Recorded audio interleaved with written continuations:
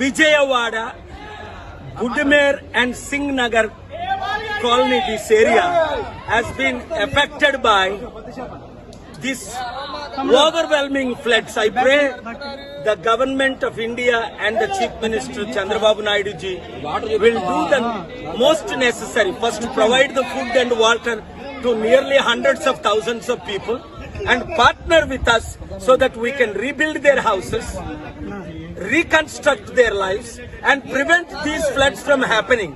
Therefore, look at this. Hundreds of thousands of people, almost 400,000 in Singh Nagar, 280,000. చూడండి, విజయవాడలో ఈ రోజు ఈ విధంగా లక్షల మంది ఇల్లు పోగొట్టుకోవడానికి, వారి జీవితాలు నాశనం అవడానికి కారణం ఏమిటంటే ఈ బుడిమేరు, ఈ గవర్నమెంట్ పాలిటీషియన్స్ కొంతమంది ఆక్యుపై చేసి ఈ బిల్డింగ్లు కట్టడం. దానివల్ల బాంబే కాలనీ ఏంటి, ఇంకొక కాలనీ ఏంటి, పాకిస్తాన్ కాలనీ, ఈ కాలనీలన్నీ ముగిలిపోవడానికి కారణం. నిన్న మీరు చూశారు సెప్టెంబర్ 2 మునిగిపోయినంత బస్ స్టాండ్లు కూడా సగం విజయవాడ మునిగిపోయిందని. అందుకే నేను 3 డిమాండ్లు చేస్తున్నాను. ఒకటి, మోదీ గవర్నమెంట్ దాదాపు 10,000 కోట్లు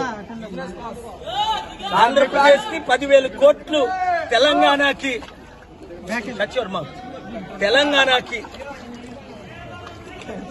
చెప్పాను కదా మాట్లాడొద్దని. దాదాపు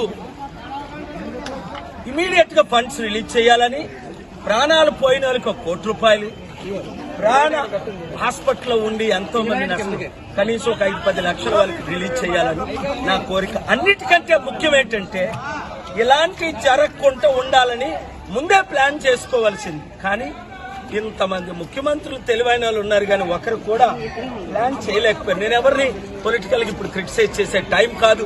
ముఖ్యమంత్రి చంద్రబాబు నాయుడు గారు కలిస్తే దీనికి కావాల్సిన వనరు.